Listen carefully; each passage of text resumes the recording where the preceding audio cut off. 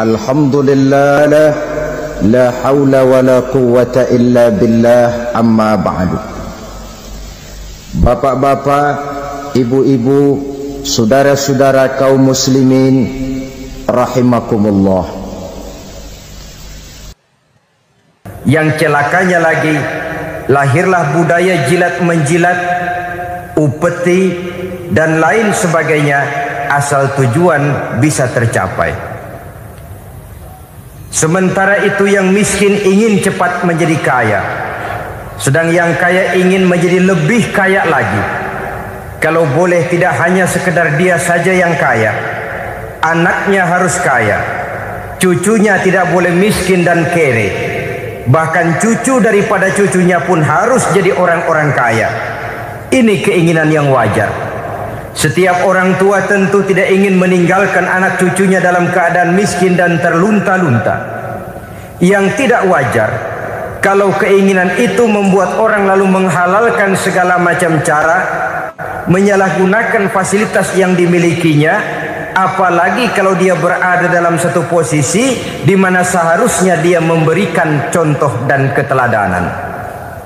Maka akibatnya timbullah krisis wibawa, yang dari krisis wibawa ini mengendorlah disiplin.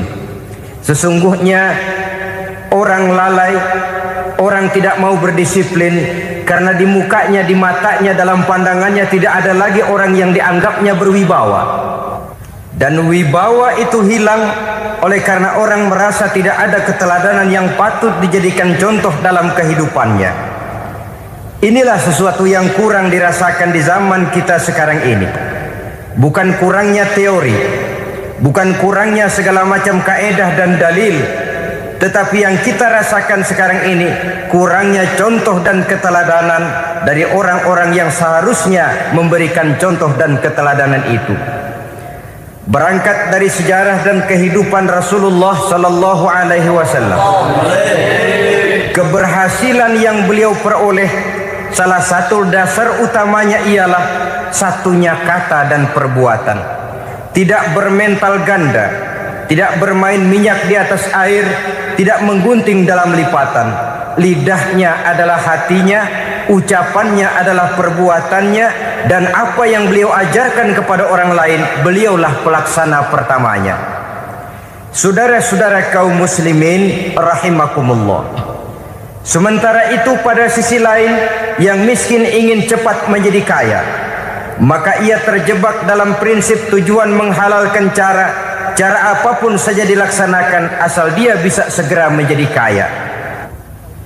Maka salah satu jalan yang banyak dilaksanakan orang untuk mencapai kekayaan tanpa harus peras keringat dan banting tulang seperti umumnya orang adalah melalui satu jenis permainan yang umumnya kita kenal dengan nama judi. Ada dua bentuk dan pola daripada judi. Walaupun seiring dengan kemajuan ilmu pengetahuan dan teknologi canggih, peradaban manusia semakin tinggi, maka jenis macam judi yang dimainkan oleh manusia ikut-ikut menjadi canggih. Tetapi pada umumnya ada dua jenis macam judi itu. Pertama, ada judi yang dilakukan secara langsung, dalam arti seorang petaruh berhadapan dengan bandar atau orang berhadapan dengan orang. Dari judi yang dilaksanakan secara langsung ini, efek negatif yang segera bisa kita lihat dengan nyata. Pertama, timbulnya rasa dendam dan permusuhan. Walaupun orang nampak duduk berhadap-hadapan, walaupun kelihatannya mereka tertawa satu sama lain, tapi yakinlah itu cuma sekedar kulit saja. Pikiran yang ada dalam benak tiap-tiap orang yang terlibat dalam perjudian tidak lain ialah bagaimana saya bisa mengalahkan lawan main saya. Akibatnya tentu bisa kita pastikan akan timbullah dendam dan permusuhan bagi yang kalah, akan timbullah rasa sombong dan menganggap remeh orang lain bagi yang menang. Yang kedua, lalainya orang kepada apa yang menjadi tanggung jawab dan kewajibannya. Orang bisa lupa kepada anak dan istri. Kalau kepada anak dan istri saja sudah bisa lupa, apalagi kepada yang lain, sebab anak dan istri memang merupakan bagian daripada kehidupan kita. Konon lagi saudara, konon lagi keluarga yang lain, anak istri saja bisa terlupakan oleh penyakit dan permainan yang bernama judi ini. Yang ketiga, hilangnya rasa sayang kepada harta. Harta yang didapatnya dengan peras keringat dan banting tulang. Mungkin pergi pagi dan pulang sore. Setibanya dia di meja judi, apalagi uang tadi sudah bertukar dengan dalam bentuk koin, maka rasa sayang kepada harta itu tidak akan pernah ada lagi. Tetapi saudara-saudara, bagaimanapun juga, judi dalam artian langsung semacam ini hanya melibatkan orang-orang tertentu. Artinya selektif. Ada judi yang lebih berbahaya daripada jenis ini, perjudian massal. Taruhlah roulette dan kasino itu judi. Tetapi judi jenis roulette dan kasino ini bahayanya hanya untuk orang-orang tertentu yang memang sudah mapan, kelompok elit. Masa iya bocah angon di kampung main roulette? Apa ia yang tinggal di pinggir kali kenal kasino? Ya entahlah kalau kasino Prambos ya. Dari judi massal semacam ini lahirlah penyakit yang dinamakan tulul amal. Tulul amal, orang yang terlalu panjang angan-angan. Bukan tidak boleh orang bercita-cita, sebab cita-cita itu perlu. Katanya manusia tidak makan masih bisa hidup 1 bulan lebih. Manusia tidak minum masih bisa hidup 3 hari lebih. Tapi manusia tidak punya cita-cita 1 jam pun dia tidak akan bisa hidup. Karena faktor yang membuat kita bergairah menghadapi kehidupan, faktor yang mendorong kita untuk tetap berusaha dan tegar menghadapi resiko, karena adanya cita-cita di dalam kehidupan kita. Tetapi cita-cita tanpa direalisir dengan usaha, cita-cita yang tidak berangkat dari kemampuan yang ada, pada akhirnya hanya akan merupakan cita-cita yang mengawang, tidak akan terwujud dalam kenyataan, dan akan membentuk manusia menjadi orang yang tulul amal, panjang angan-angan, terlalu muluk keinginan, tidak berangkat dari kemampuan dan kesanggupan yang ada pada dirinya sendiri. Maka penyakit inilah yang telah menghasilkan dan melahirkan penghayal-penghayal kelas berat, tukang-tukang ngelamun kelas tinggi yang hidup di angkasa luar. Dan sejarah belum pernah mencatat ada orang menjadi kaya karena judi, itu belum pernah. Saudara lihat saja orang kaya yang namanya Adnan Khashoggi, orang kaya yang namanya Henry Ford, orang kaya yang namanya Aristotle Onassis, orang kaya yang namanya David Rockefeller. Itu seluruhnya menjadi kaya bukan karena mereka terlibat dalam perjudian, tapi karena kerja keras, peras keringat, banting tulang. Dan itu dimulai sejak mereka masih remaja. Sehingga banyak orang besar yang mulai pekerjaannya dengan menjual koran. Artinya berangkat dari A. Banyak pengusaha mobil yang memulai pekerjaannya dari tukang cuci mobil, tapi lalu bertahap dan tegar menghadapi kenyataan, sehingga proses demi proses dia hadapi dengan tegar, dengan tabah, dengan sabar, dengan ulet, sampai kepada membuahkan hasil. Kita ingin pintas, kayaknya mau, usahanya tidak mau, senengnya mau, peras keringatnya tidak mau. Ini tentunya akan melahirkan kontradiksi di dalam kehidupan. Maka dari jenis perjudian massal semacam ini lahirlah penyakit tulul amal, panjang angan-angan, terlalu muluk cita-cita. Bayangkan saja kalau ini terjadi secara massal, menimpa nasib rakyat kita di pedesaan yang jauh dari keramaian, Tiap hari mereka dinina-bobokkan oleh gambaran tentang akan diperolehnya uang dalam jumlah yang banyak dengan angka nol yang berentet. Tiap hari mereka melihat angka-angka itu.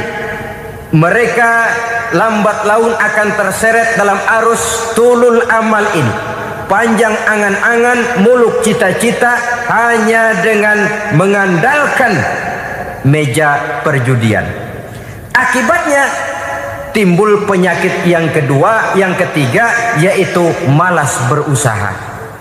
Orang kalau sudah terlalu asik berkhayal, menghitung bintang di langit, malas berusaha.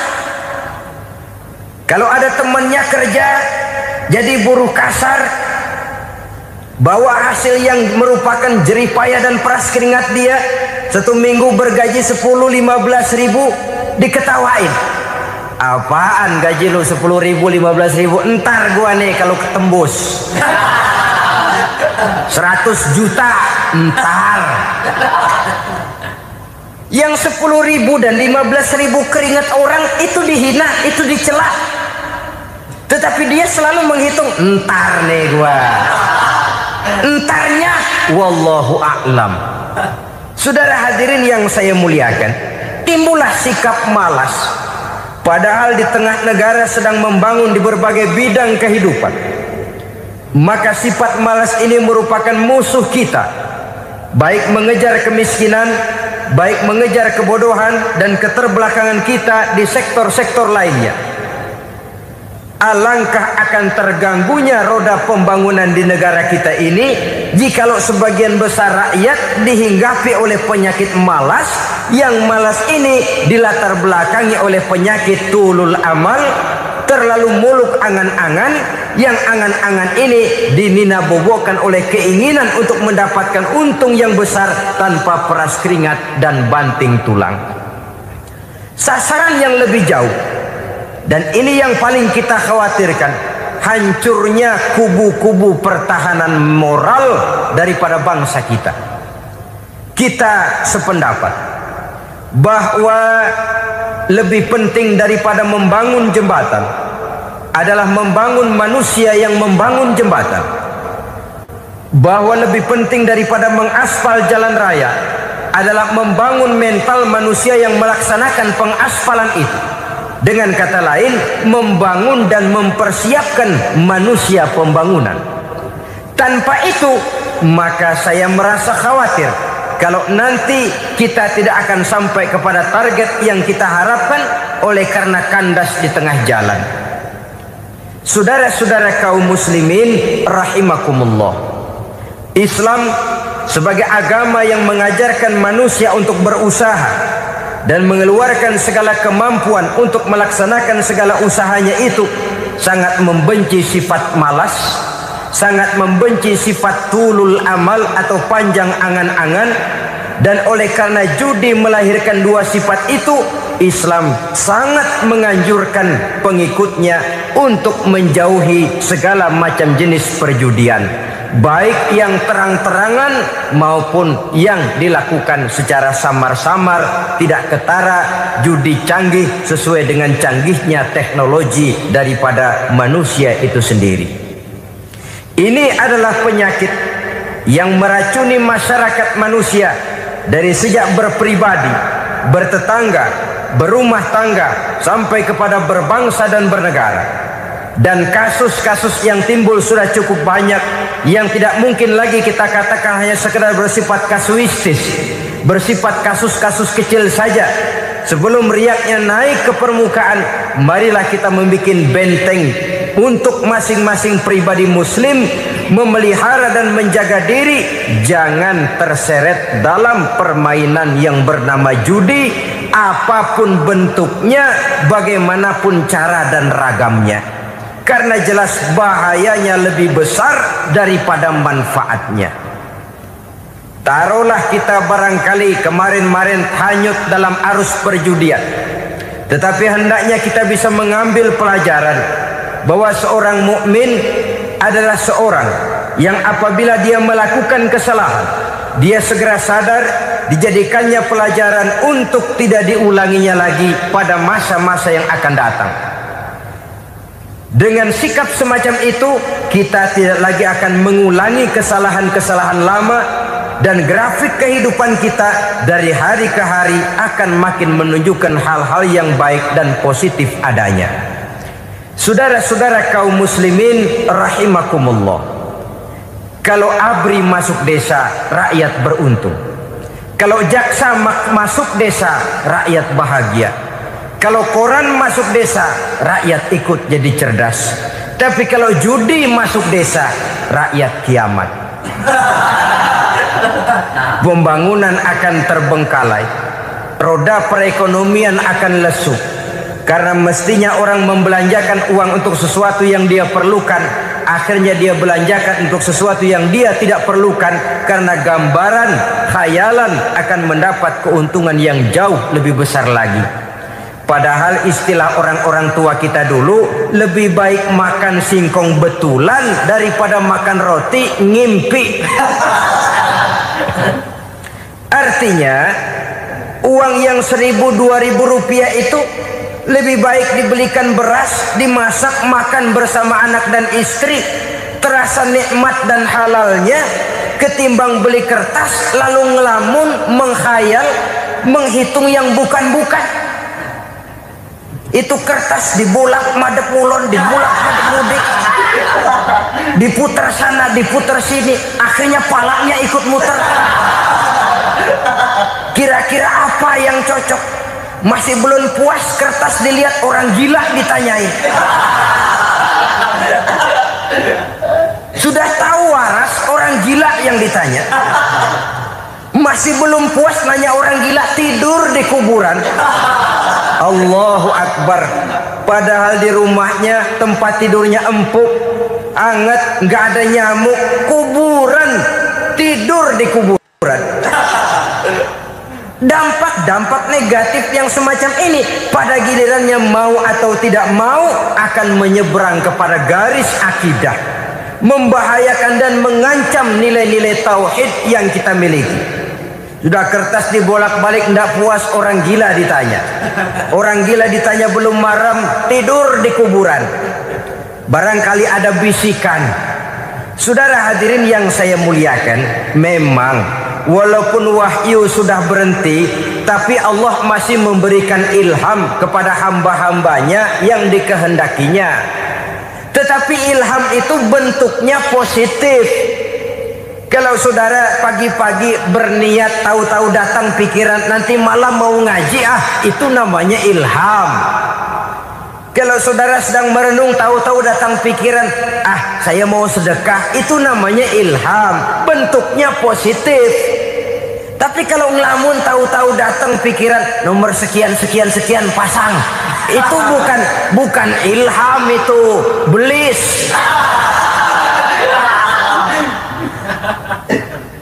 Saudara hadirin yang saya muliakan, tidak puas tidur di kuburan, cari yang lebih paten lagi, dukun ditanya. Nah, saya ingin menuduhkan persoalan. Apa tidak boleh orang ziarah kubur? Apa tidak boleh orang pergi ke dukun? Ini dalam kaitannya dengan judi, karena ini penyakit yang sudah merajalela, mewabah di kalangan masyarakat kita di lapisan yang bawah ini. Saudara hadirin yang saya muliakan, ziarah kubur bukan saja boleh, malah dianjurkan oleh Nabi. Tetapi ziarah kubur yang dianjurkan oleh Nabi itu dengan tujuan pertama, agar orang ingat kepada mati.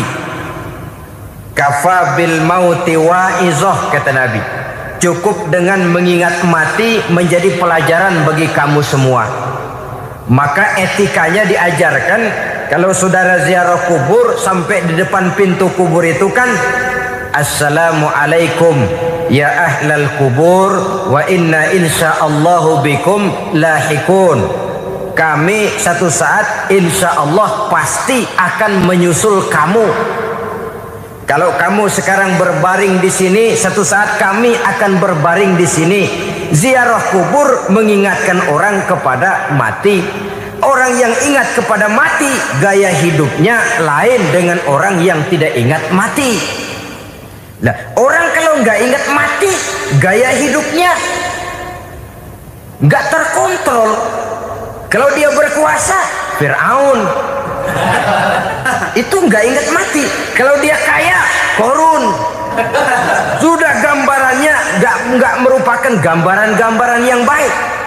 Orang yang ingat mati, dia berkuasa, dia berlaku adil. Satu saat saya akan mati dan ini akan dimintakan pertanggungan jawab. Orang kaya ingat mati, dia akan jadi pemurah. Kenapa? Kalau saya diberikan ilmu, pertanyaan akhirat cuma satu, ilmumu kau amalkan untuk apa? Kalau saya diberikan umur panjang, pertanyaan akhirat cuma satu, umurmu kau habiskan di mana? Tapi jikalau saya diberikan harta, pertanyaan akhirat ada dua, hartamu kau dapat dari mana, kau belanjakan kemana? Depannya ditanya, belakangnya ditanya. Dapat dari mana, dibelanjain kemana? Sebab dua-duanya berkaitan dengan kegiatan. Kadang-kadang dapatnya dari jalan yang baik, tapi keluarnya ke tempat yang tidak baik, itu pun tidak betul. Atau dapatnya dari yang tidak baik, tapi dibelanjakan untuk yang baik, itu pun tidak bisa diterima. Oleh karenanya, dengan mengingat mati, gaya hidup seseorang jadi terkontrol karenanya. Yang kedua, dianjurkan kita untuk berziarah kubur itu mendoakan orang-orang yang sudah meninggal. Mal mayyitu fi qabrihi illa kal gharikil mutaghawis, kata Nabi. Orang yang sudah meninggal itu di alam barzakhnya adalah seperti orang yang tenggelam di lautan, menunggu doa dari keluarganya yang masih hidup. Apakah itu anaknya, kemenakannya, cucunya, dan lain sebagainya. Adapun yang kalau kita ziarahi itu kuburnya orang-orang yang kita tahu merupakan orang soleh, orang yang berjiwa bersih, yang kita kenal ketakwaannya kepada Allah Subhanahu wa ta'ala, tidak ada salahnya kita bertabarruk, asal jangan dengan satu keyakinan bahwa dia secara mandiri bisa mendoakan kita. Dia hanya bisa melakukan itu hanya dengan izin Allah. Nah, umumnya orang kalau sudah ziarah ke kubur-kubur keramat itu Allahnya kelupaan. Itu yang dikhawatirkan merusak dan mengganggu akidah. Sehingga di awal-awal perkembangan Islam, Nabi pernah melarang orang ziarah kubur itu. Ini bisa kita simak dari hadis, kuntu nahaitukum an ziyaratil qabri fazuruha. Dahulu aku pernah melarang kamu untuk ziarah kubur. Adapun sekarang kalau mau ziarah, ziarahlah kamu. Kata-kata dulu aku pernah melarang kamu itu menggambarkan bahwa pada permulaan perkembangan Islam, nilai keimanan para sahabat masih rapuh, masih lemah, masih memerlukan pembinaan. Sehingga kalau mereka sering ke kubur, dikhawatirkan mereka minta kepada kubur. Nah, tetapi tatkala nilai keimanannya sudah mapan, sudah kuat, kata Rasul, fazuruha. Adapun sekarang kalau mau pergi berziarah, ziarahlah kamu.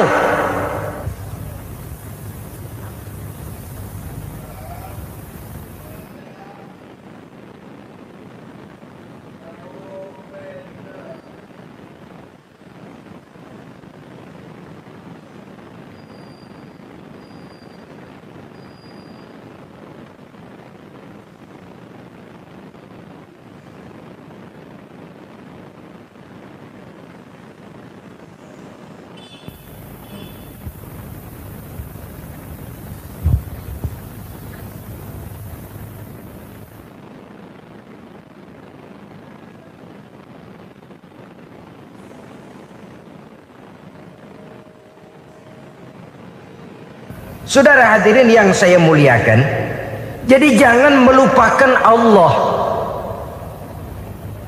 Saya bisa saja berkata, kalau saya misalnya pakai cincin, lalu saya bilang, saya sejak pakai cincin ini, jangan anak gadis, nenek-nenek ngelihat saya lemes.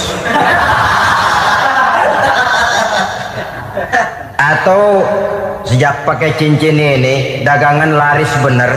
Cincin itu yang menggelincirkan akidah. Untuk tidak tergelincir, orang harus tidak melupakan Allah. Dia bisa berkata, alhamdulillah Allah memberikan keistimewaan kepada batu cincin saya. Batu cincinnya tidak apa-apa, Allah yang memberikan keistimewaan. Ini dalam bentuk yang langsung. Dalam bentuk yang tidak langsung kita bisa lihat, misalnya kalau petani ditanya, oh ini bisa panen besar ini rahasianya apa Pak? Oh, pupuk urea. Pupuk urea. Nah, Allah nomor 16. Seorang petani yang baik keimanannya, dia akan berkata, kami bisa panen besar karena izin Allah. Lah kalau pupuknya mah pakai pupuk urea, izin Allahnya dulu, baru kemudian pupuknya nyusul. Jadi sebenarnya bukan cuma pergi ke dukun yang bisa merusak keimanan, pergi ke dokter juga bisa loh merusak keimanan. Kalau berkeyakinan bahwa dokter itulah yang memberikan sembuh, kenapa akidah saudara tidak tergelincir karenanya? Dokter hanya memberikan obat dan resep, sembuh itu datangnya dari Allah. Ini yang diungkapkan lewat lisan Nabi Ibrahim alaihissalam, wa iza maridtu fahuwa yashfini. Apabila aku sakit, dialah Allah yang memberikan sembuh. Memberikan sembuh. Jangan juga menyalahartikan ayat ini. Ada ayat begini sakit terus nekat. Udah nggak usah berobat dah, memang penyakit dari Tuhan. Ntar waktunya baik ya baik dah. Udah ampek terus dah. Orang yang berobat saja belum tentu sembuh, apalagi yang tidak berobat. Sama juga orang nggak sembahyang kita ajakin ngotot, lu juga yang sembahyang belum tentu masuk surga katanya. Lah yang sembahyang belum tentu masuk surga, bagaimana cengoran lu yang nggak sembahyang?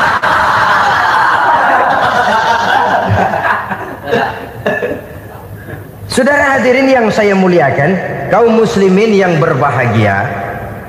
Jadi dengan demikian, maka jangan menghilangkan Allah.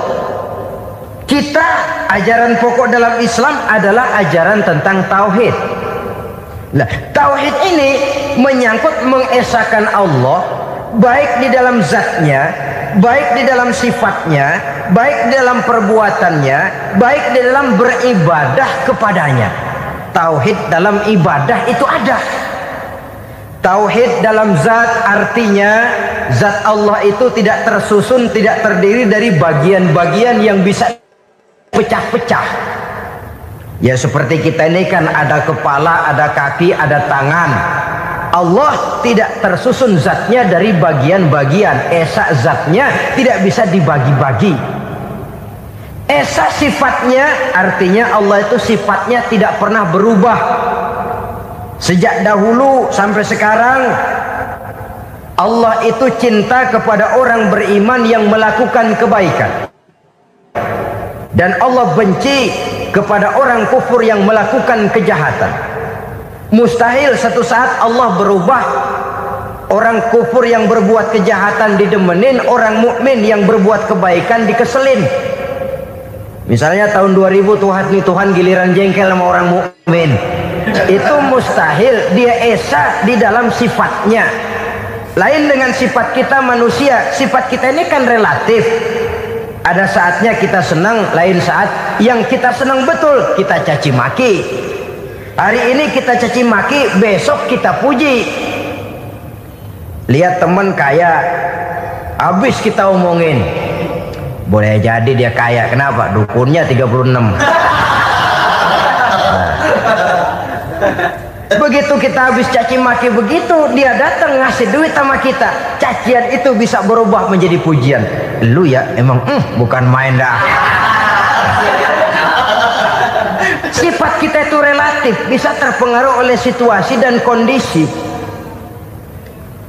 Saudara hadirin yang saya hormati, kaum muslimin yang berbahagia, Allah juga esa di dalam perbuatannya.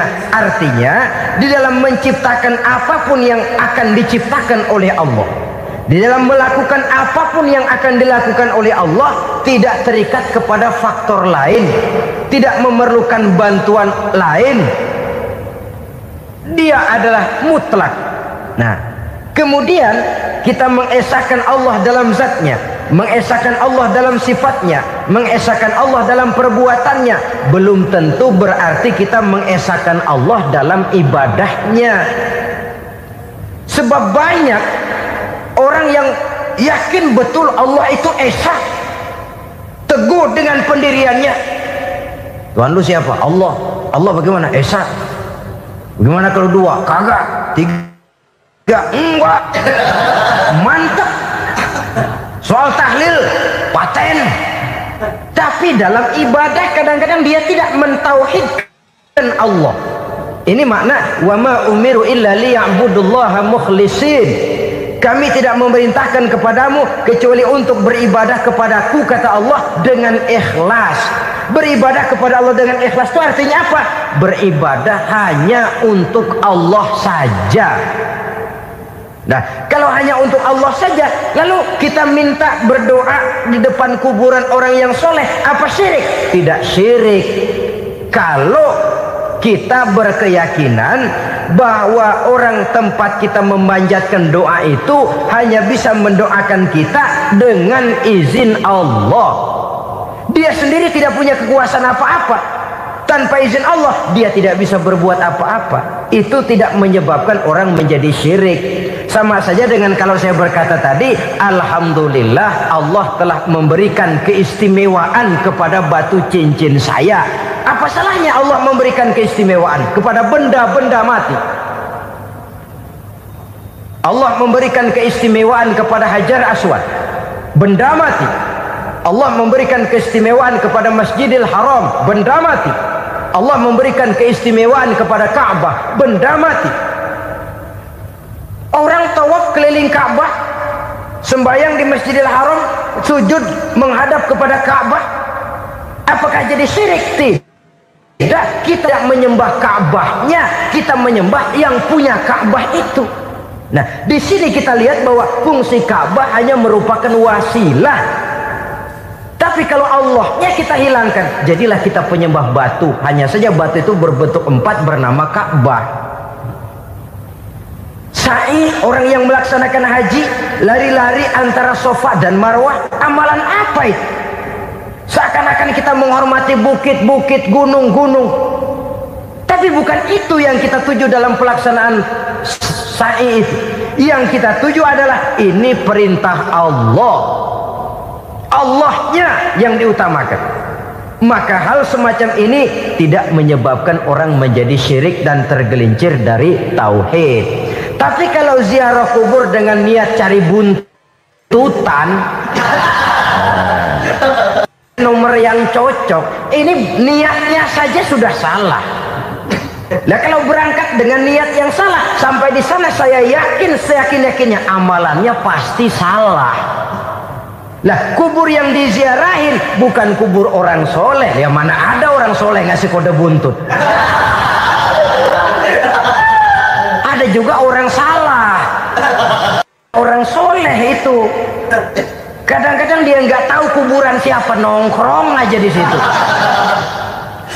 Memang sulit, saudara-saudara. Mental ya, namanya mental. Kalau memang mental sudah mental judi, apa saja bisa dijudiin. Jadi orang nggak perlu sebenarnya pemerintah terlalu gini, nggak usah. Kembali saja kepada mental. Kalau mental memang sudah mental judi, apaan aja bisa dijudiin. Pulang tengah malam nabrak babi, aha, babi yang keluar nih.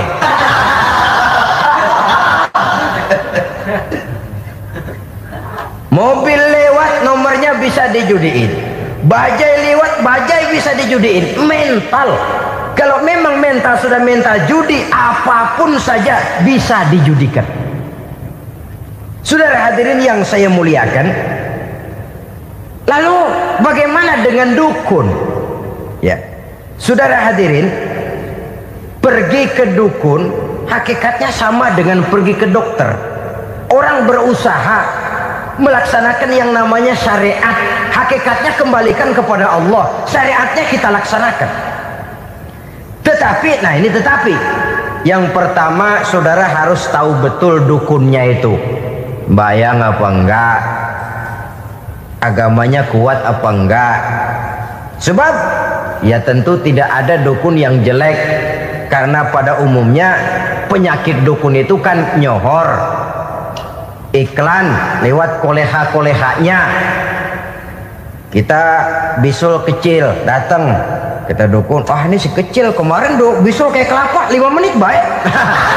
5 menit padahal kemarin kagak ada yang datang. Diolah sedemikian rupa supaya orang mantap. Jadi jangan asal sembarangan. Kadang-kadang lihat potongan dukunnya aja kita ngeri. Mukanya sudah klemot, nggak pernah tersentuh air wudhu. Jangankan air wudhu, mandi aja jarang. Yang kayak begini yang dipegang mati-matian, yang dipercayai habis-habisan, akan kita kemanakan tauhid kita ini? Apalagi kalau perginya sudah dengan niat mencari nomor yang jitu. Itu saya katakan lagi tadi, berangkat saja sudah dengan niat yang salah.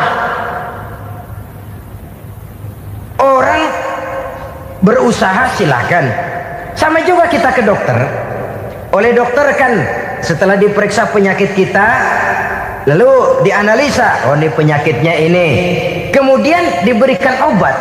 Lah obat itu kan tentu ada aturan minumnya tuh. Yang kapsul ini sehari 3 kali, yang tablet ini sehari 2 kali. Kalau kita minumnya kelebihan, overdosis namanya. Saking pengen cepet baik, sekali minum 10 tablet. Ya memang nggak sakit-sakit lagi, tapi nggak hidup sudah. Habis. Kita pun dalam melaksanakan amalan hidup beragama begitu.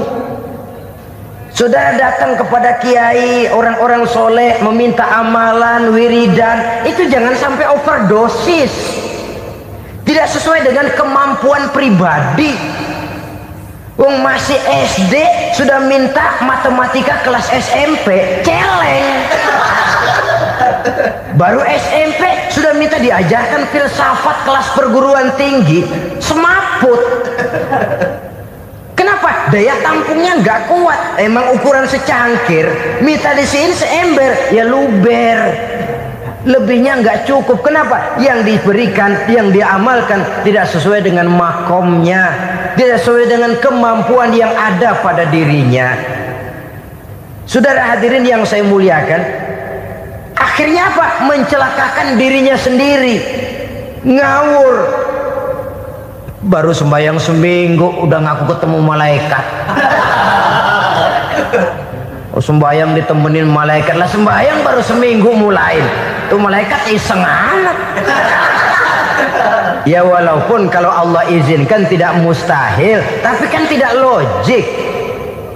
Orang yang melaksanakan ibadah puluhan tahun memerlukan riyadhah dan latihan, khusyuk dan tawadhu, penuh tazallul, merendahkan diri di hadapan Allah, belum tentu mendapat karunia yang semacam itu.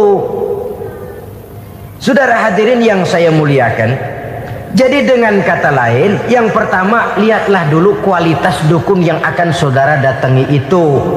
Ini kualitas black apa kualitas white? Aspal apa cat putih?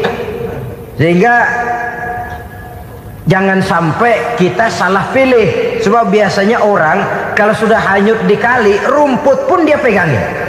Dia tahu kalau rumput tidak akan bisa menahan bobot badannya, tapi karena posisinya posisi terjepit, rumput pun dia pegang. Ini satu gambaran psikologis betapa orang dalam keadaan panik, kepepet, kejepit, yang tidak mestinya dipegang pun akan dipegangnya juga. Walaupun dia tahu itu tidak akan bisa menahan bobot badannya, namun dipegangnya juga. Oleh karenanya, yang pertama, lihat dulu kualitas dukunnya. Yang kedua, saudara-saudara, jangan berkeyakinan bahwa dukun itulah yang memberikan permintaan saudara. Si dukun hanya bisa dengan izin Allah. Nah ini kuncinya. Kalau izin Allahnya dihilangkan, dan ini yang jarang. Biasanya kalau kita diajak ke dukun, di sono aja paten banget. Abah Ano, Abah ini, Abah Ano. abah-abah. Lah, lalu pikiran kita kan terfokus. Dikala itulah kita mulai menyampingkan Allah. Di situ yang dikhawatirkan nilai tauhid kita jadi tergoyah karenanya. Bahwa orang yang kita datangi, yang kita kenal kesolehan dan ketakwaannya, hanya bisa memberikan pertolongan dengan izin Allah. Dengan izin Allah dia doakan kita dan doanya kabul. Dengan izin Allah dia penuhi hajat kita dan hajat kita jadi terlaksana, jadi kenyataan dengan izin Allah. Sebab Allah itu memberikan keistimewaan. Ada waktu istimewa, ada tempat istimewa, ada jam istimewa. Kenapa sih sedekah hari Jumat dengan sedekah hari Kamis pahalanya kok lebih besar hari Jumat? Karena itu waktu istimewa. Kenapa untuk sembahyang sunnah dianjurkan sepertiga malam yang terakhir? Karena itu waktu istimewa. Kenapa doa di Multazam, di dekat Hajar Aswad, di Hijr Ismail, di Raudhah dikabulkan Allah? Karena itu tempat istimewa. Memang kadang-kadang ada orang berkata, kalau mau berdoa kenapa mesti di kuburan wali? Di rumah juga berdoa, Tuhan dengar. Betul, Tuhan dengar, bahkan tidak berdoa pun Allah tahu isi hati kita. Tapi soal dikabulkan atau tidak, itu hak Allah. Dan Allah memberikan fasilitas kepada tempat-tempat tertentu dan istimewa. Dan itu diajarkan oleh Nabi. Di Raudhah perbanyak doa. Kenapa? Itu tempat yang mustajabah. Artinya Allah memberikan keistimewaan kepada tempat-tempat tertentu. Dalam konteksnya dengan ini, makom para aulia, para wali, para ulama soleh, tidak ada salahnya kita berdoa di sana, bertawassul, bukan meminta kepada si kiai, bukan meminta kepada si ulama, bukan meminta kepada si wali, meminta kepada Allah melalui tempat yang orangnya kita yakin dekat dengan Allah. Walaupun Allah tidak memerlukan perantara, itu jelas. Allah tidak memerlukan calo, memang. Tapi Allah menyediakan waktu dan tempat-tempat istimewa. Itu harus kita manfaatkan untuk mendekatkan diri dan berdoa kepadanya. Saudara-saudara kaum muslimin rahimakumullah, saya kembali dalam konteksnya dengan dukun yang akhir-akhir ini jadi populer karena merajalelanya judi sampai kepada desa-desa, pedesaan-pedesaan terpencil, yang akibatnya menjauhkan orang dari nilai tauhid. Padahal benar kalau orang berkata kadzabal munajjimun walau sodaku, tukang-tukang ramal itu bohong walaupun benar. Kalaupun betul, kebetulan. Itu maksudnya bohong walaupun betul, betulnya betul kebetulan. Maka para remaja itu biasanya gemar kepada membaca bintang Anda minggu ini, kan begitu toh? Nah, apa Aries, apa Virgo, apa Leo dan sebagainya, dan itu memang menarik untuk dibaca. Rezeki sebelah kulon, asmara anget. Saudara hadirin, hal yang semacam ini boleh saja untuk dibaca, tapi tidak untuk diyakini kebenarannya. Boleh saja untuk dibaca, tapi tidak untuk diyakini kebenarannya. Karena meyakini kebenarannya sama saja dengan mendahului Allah. Dan itu bisa menggelincirkan nilai-nilai tauhid kita. Tauhid dalam ibadah saya katakan tadi, menyembah hanya kepada Allah, bermohon hanya kepada Allah dengan menggunakan fasilitas-fasilitas yang disediakan oleh Allah, baik berupa waktu maupun tempat-tempat tertentu dan orang-orang. Ya, kalau waktu dan tempat saja ada yang diberikan keistimewaan oleh Allah, padahal tempat itu benda mati, apalagi manusia yang merupakan makhluk hidup. Saudara hadirin yang saya muliakan, saudara-saudara kaum muslimin yang berbahagia, sehingga dengan demikian kita tetap menjaga nilai-nilai akidah. Dan dengan ini syariat kita laksanakan tanpa membuang hakikat. Sebab hakikat tanpa syariat itu kosong. Syariat tanpa hakikat juga tidak ada tujuan. Yang penting hati bersih, nggak sembahyang nggak apa-apa. Mana bisa begitu, Mas? Kalau memang hati bersih nggak usah sembahyang nggak apa-apa. Nabi Muhammad dulu berhenti dong sembahyang. Sebab beliau orang yang hatinya paling bersih.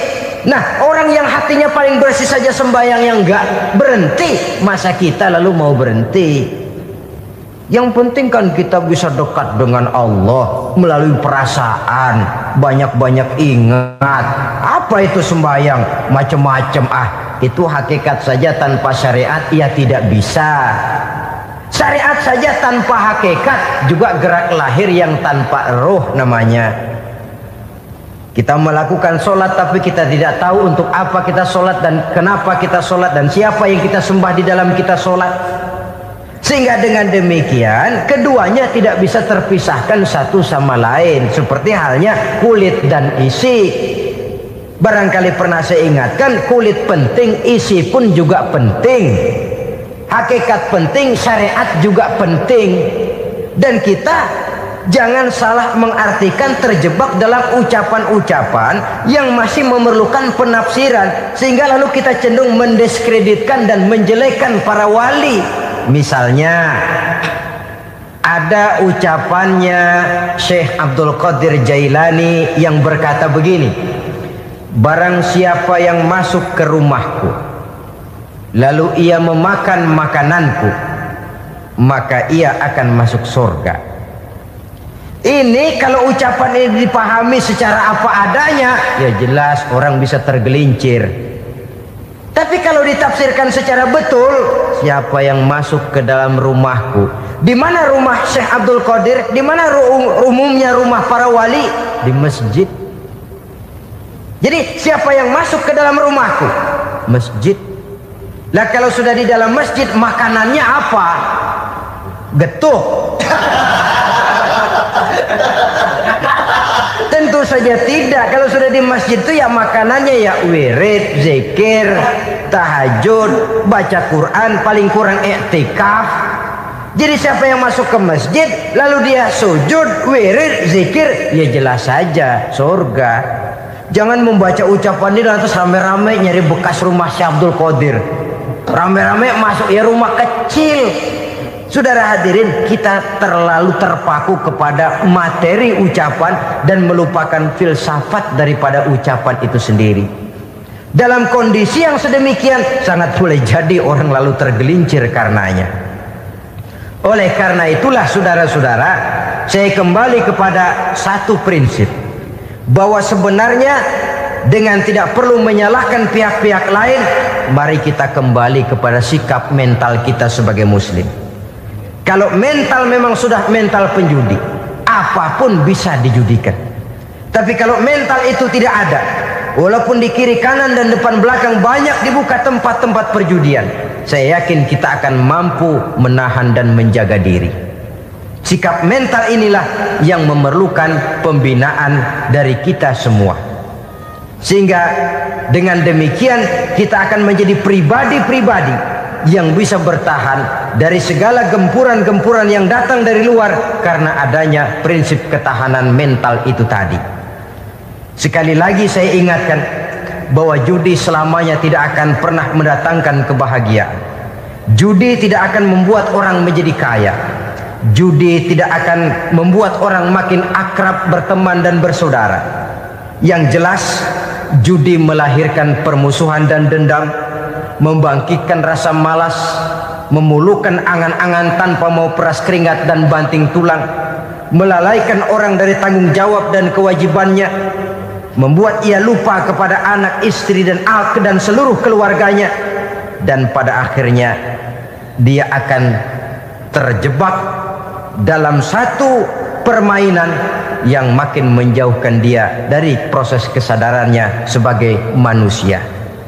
Sebagai uraian penutup, marilah kita renungi firman Allah dalam Al-Baqarah ayat 208. A'udzubillahi minasyaitonir rajim. Ya ayyuhalladzina amanu dukhulu fis silmi kafah wa la tattabi'u khutuwati syaitan innahu lakum aduwwum mubin. Hai orang-orang yang beriman, masuklah kamu ke dalam keselamatan, masuklah kamu ke dalam Islam secara keseluruhan.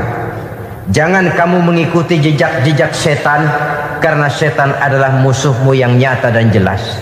Judi termasuk jejak-jejak yang ditinggalkan oleh setan untuk diikuti oleh kita, agar kita mendapatkan kesengsaraan baik di dunia, lebih-lebih di akhirat nanti. Semoga Allah selamatkan kita, Allah selamatkan seluruh bangsa kita dari penyakit-penyakit judi yang melahirkan efek-efek negatif dalam kehidupan. Terima kasih atas perhatian saudara. Mohon maaf atas segala kekurangan. Usikum wa nafsi bitaqwallah. Wassalamualaikum warahmatullahi wabarakatuh. Waalaikumsalam warahmatullahi wabarakatuh. Bapak-bapak, ibu-ibu, saudara-saudara kaum muslimin rahimakumullah. Murai di dahan dan kokok ayam di kandang. Dunia ini penuh dengan berbagai macam kesibukan. Sejak dari petani yang turun ke ladang, pedagang yang berangkat ke pasar, pelajar yang menuju sekolah, sampai kepada pegawai yang berangkat ke kantor, seluruhnya tidak lain untuk mencari sesuatu yang bernama bahagia.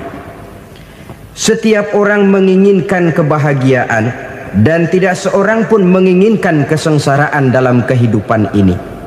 Namun nyatanya tidak setiap orang yang ingin bahagia mengetahui jalan yang harus ditempuhnya untuk sampai kepada kebahagiaan itu. Maka pada kesempatan pertemuan kali ini, saya ingin menyampaikan sebuah hadis dari junjungan kita baginda Nabi besar Muhammad sallallahu alaihi wasallam yang termuat dalam kitab Mukhtarul Ahadits An-Nabawiyah, di mana beliau bersabda, arba'un min sa'adatil mar'i. Ada 4 perkara yang merupakan tanda dari orang bahagia. Saya mau tanya, di antara saudara-saudara yang hadir di sini, apa ada yang kepengen jadi orang sengsara? Seluruhnya tentu ingin mendapatkan kebahagiaan. Maka menurut resep dari Nabi kita, tanda orang bahagia itu 4. Jadi kalau saudara ingin bahagia, harus mempunyai 4 perkara ini. Yang pertama, orang bahagia itu kata Nabi, darun wasi'un. Punya rumah biar bagus asal gede. Enak ngaturnya, daripada sudah punya rumah kecil, adanya di pinggir kali, gubuk, kalau hujan bocor, miring lagi, kiamat. Loh, kalau gitu Islam materialis dong. Hadis ini boleh diartikan dengan makna hakiki, arti yang sebenarnya. Boleh diartikan dengan makna majazi, arti kiasan. Kalau dia diartikan dengan arti kias, maka yang dimaksud darun wasi'un ay qalbun wasi'un. Rumah yang luas tidak lain daripada hati yang lapang.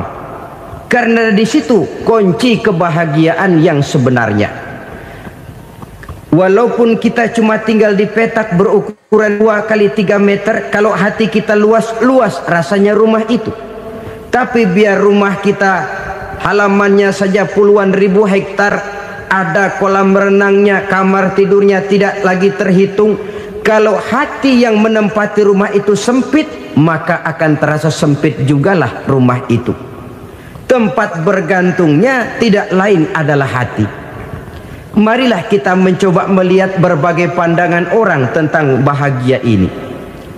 Ada orang menyangka bahwa bahagia itu kalau dia mendapatkan harta yang sebanyak-banyaknya. Siapa yang banyak harta, dialah raja. Apa yang dia mau, seluruhnya bisa dibeli. Keamanannya, dia bisa menyewa petugas. Seluruh fasilitas untuk menyenangkan kehidupannya bisa dibeli. Pendeknya, hartalah segala-galanya dalam kehidupan. Sampai ada pepatah mengatakan, innad darahima fil amakini kulliha taksur rijala mahabatan wa jalala.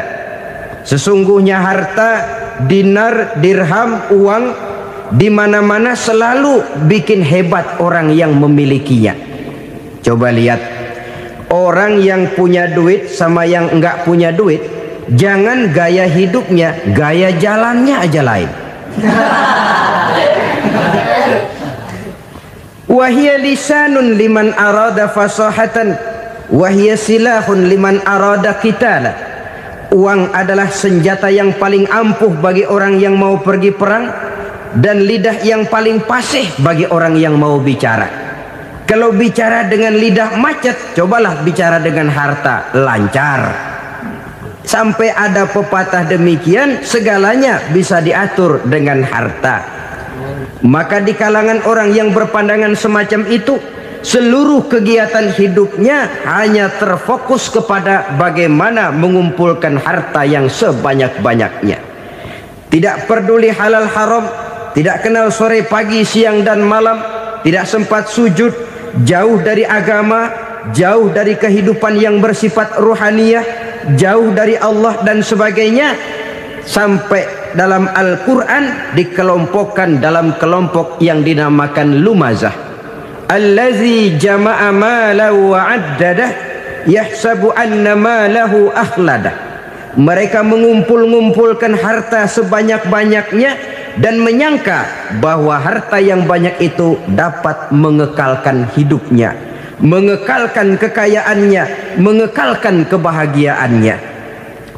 Saudara hadirin yang berbahagia, kalau pandangan hidup ini benar, artinya kalau harta memang merupakan satu-satunya hal yang dapat membuat orang bahagia, tentu di rumah mewah tidak akan pernah ada tangis derita.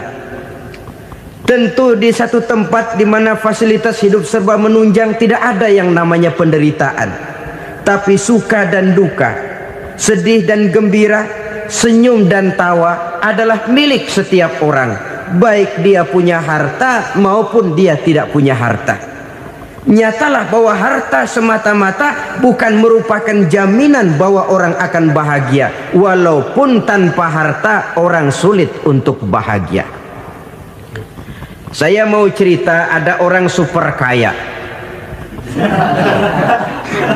namanya Aristotle Onesimus, raja tanker Yunani. Dia punya kapal tanker saja konon sampai 11 banyaknya. Punya perusahaan penerbangan yang disebut Olympic Airlines. Punya hotel di berbagai kota besar di dunia ini, sejak dari New York, London, Paris, Rome dan sebagainya.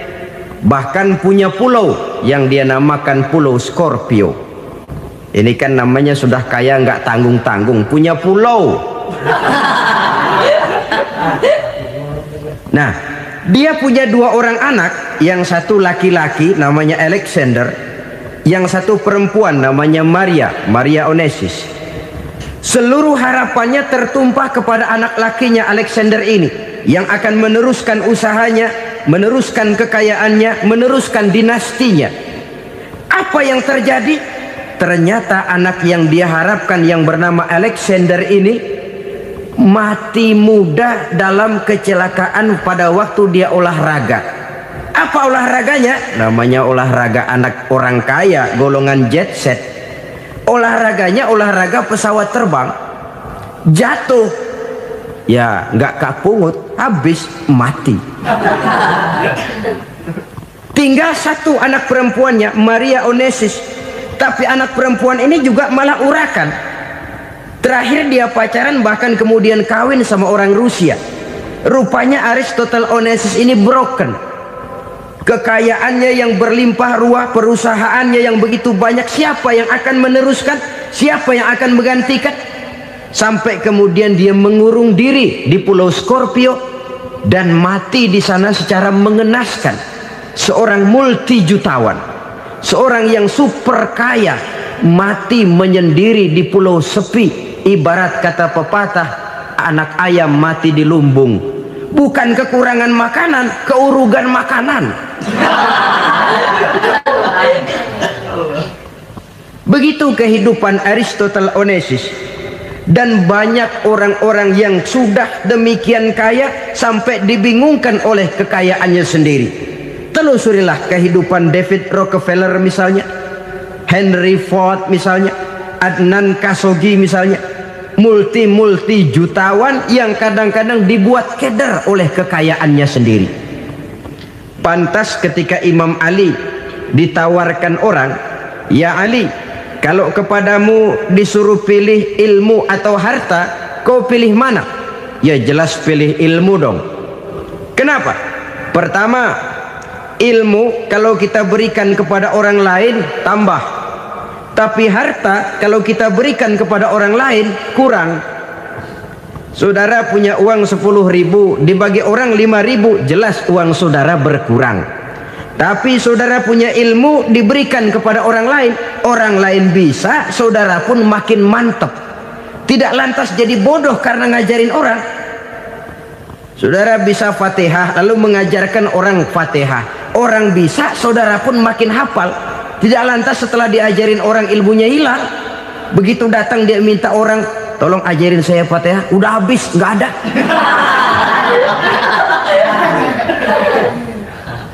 Yang kedua kata Imam Ali, ilmu menjaga kita. Kalau harta kita yang harus jaga. Makin banyak ilmu makin terpelihara diri seharusnya. Tetapi makin banyak harta makin bingung kita jaganya. Sampai kadang-kadang kalau perlu seluruh keliling rumah dipasangi alarm. Belum cukup disewakan anjing besar-besar, pasang di depan pintu, awas anjing galak. Masih belum cukup juga, cari centeng tukang-tukang kepruk jaga rumah. Masih terasa belum aman, padahal rumahnya dikelilingi tembok besar. Di balik tembok ada pintu-pintunya tebal. Di balik pintu itu terbuka masuk kamar, kamar pun ada pintunya, pintunya pun kuat. Masuk ke dalam kamar ada lemari, lemarinya pun pintunya kuat, dikunci, kuncinya pun kuat. Tapi terhadap seluruhnya yang timbul cuma sekedar was-was saja. Kesimpulannya sekali lagi, tanpa harta orang memang sulit untuk bahagia. Tapi harta semata-mata tidak merupakan jaminan orang akan bahagia. Dengan hati yang luas, itu modal utama untuk mencapai kebahagiaan hidup. Orang yang hatinya luas, saudara-saudara, punya hati yang lapang, melihat kenyataan hidup ini, dia bersyukur senantiasa kepada Allah. Lantas tidak timbul hasud dan iri hatinya. Oleh karena itu jiwanya selalu lapang. Kalau tidak, cupik hati namanya, dangkal pandangan, tidak senang melihat orang lain dapat nikmat, dan itu sering dijadikan contoh. Kalau orang yang lapang dada, dia lihat tetangganya beli TV baru, dia berkata, "Alhamdulillah ya, tetangga kita beli TV, mudah-mudahan kita bisa ikut nonton." Lapang dadanya. Tapi orang yang sempit hati, lihat tetangga beli televisi, meriang. Enggak diapa-apain, meriang. Besoknya dengar tetangga beli motor, makin sakit, ke rumah sakit. Lalu di rumah sakit dengar tetangganya beli mobil, mati. Disiksa oleh perasaannya sendiri. Orang kalau hati sudah sempit dalam hidup, kemanapun dia pergi, sempit rasanya medan kehidupannya. Kemudian kita melihat juga ada orang yang menilai bahwa bahagia itu katanya kalau punya kedudukan yang tinggi, pangkat yang agung, wibawa yang besar. Mungkin betul, tapi mungkin juga tidak. Bergantung kepada hati orang yang punya pangkat itu. Sama dengan harta tadi. Harta akan membawa bahagia kalau dia jatuh ke tangan orang yang berhati lapang. Tapi harta akan jadi bencana kalau jatuh ke tangan hati orang yang sempit. Pangkat akan membawa bahaya kalau jatuh di tangan hati orang yang sempit. Lebih dari itu, kenyataan mengajarkan kepada kita bahwa ternyata pangkat dan jabatan tidak selamanya memberikan kebahagiaan dalam kehidupan. Bahkan resikonya kelewat besar. Beberapa bukti kita bisa ambil dari para pemimpin dunia yang menjadi korban lantaran pangkat dan jabatan yang disandangnya. Saudara ingat Presiden Abraham Lincoln dan John Kennedy dari Amerika?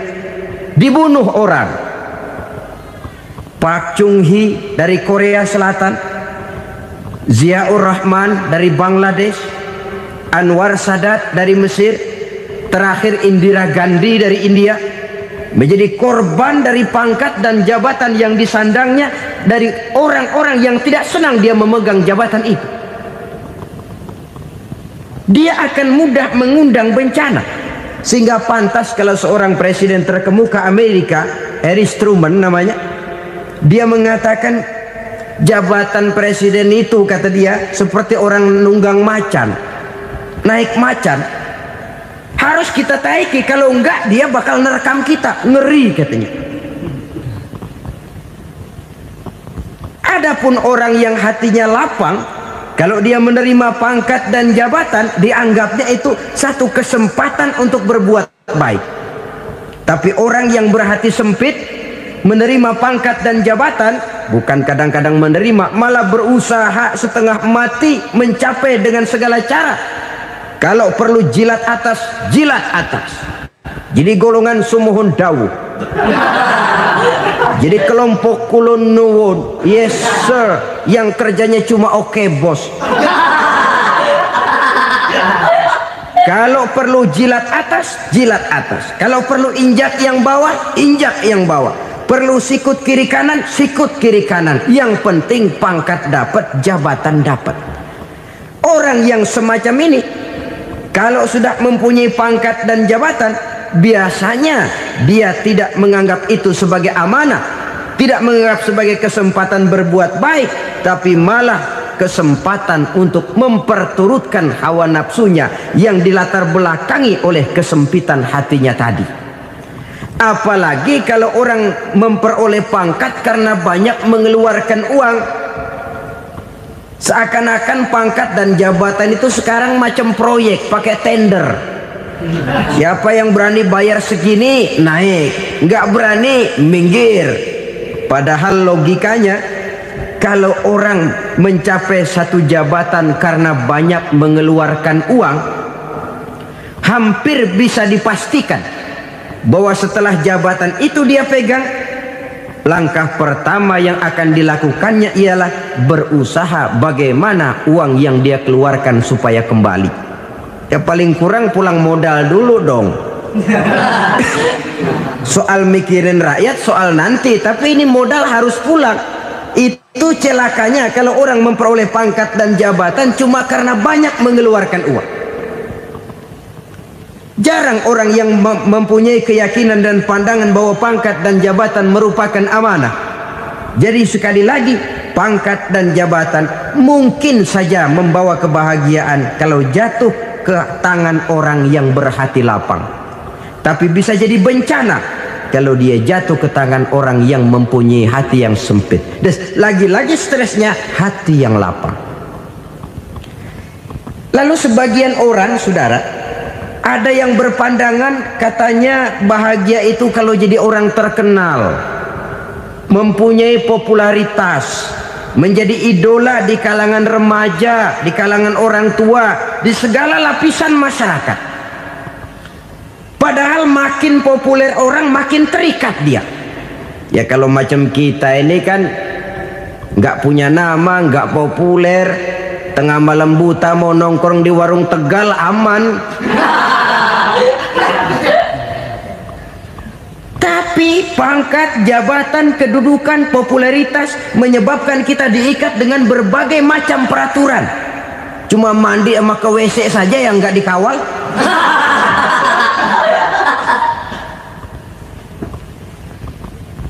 Benarkah popularitas, ketenaran membawa kebahagiaan? Mungkin, ya, tapi mungkin juga tidak. Kenapa? Banyak orang-orang populer yang mengakhiri hidupnya secara tragis. Kita ambil beberapa nama. Di Amerika tahun 60-an ada bintang seksi paling terkenal yang dijuluki seks bom, bom seks. Sampai sekarang jadi legenda, namanya Marilyn Monroe. Singkatan double-nya itu inisialnya MM, Marilyn Monroe.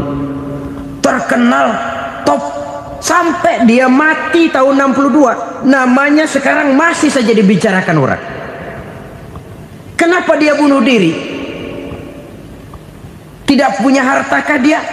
Banyak. Kurang populerkah dia? Seluruh dunia mengenalnya. Sejak rakyat kecil sampai pejabat tinggi dia punya hubungan. Kenapa?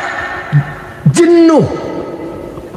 Dia terlahir dalam keadaan yatim. Setelah itu tidak lama dia berangkat remaja, ibunya meninggal. Pindah dari wanita asuh ke wanita asuh sampai 12 orang ibu angkatnya. Dan kekecewaan yang paling parah, setiap laki-laki yang dekat dengannya hanya seperti kapal berlabuh. Datang dan pergi silih berganti, padahal dia merindukan seseorang yang bisa melindungi hidupnya. Dia rindukan itu dan dia tidak pernah menemukan. Itu yang akhirnya menyebabkan dia minum pil tidur kelewat dosis, minum obat tidur kebanyakan, ya tidur terus sampai sekarang.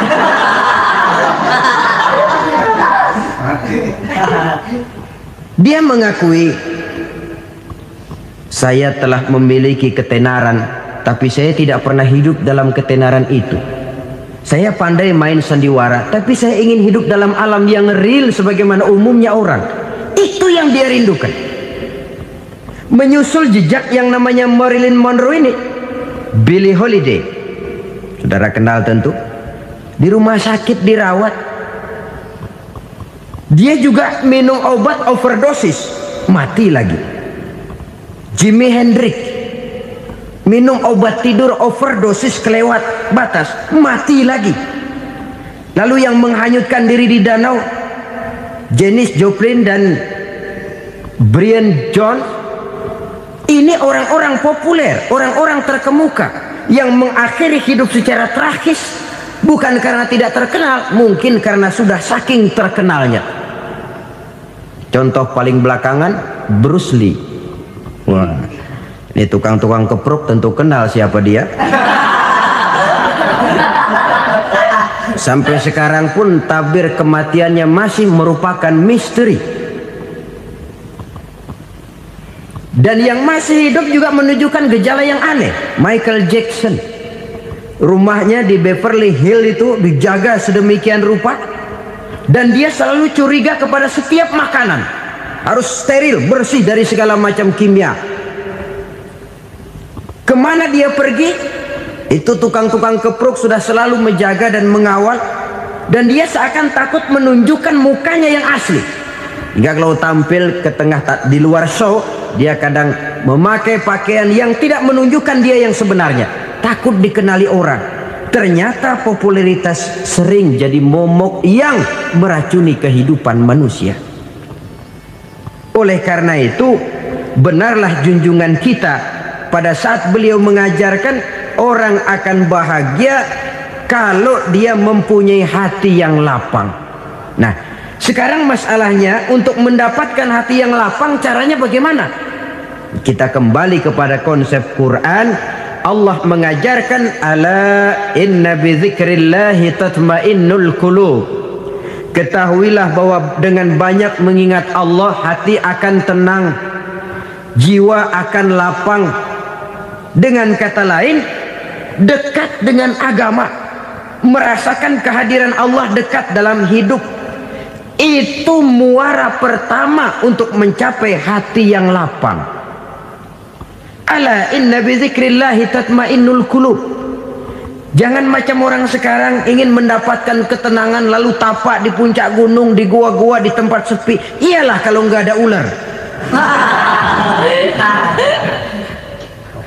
Kalau tergigit ular berbisa, ketenangan belum, mati jelas itu.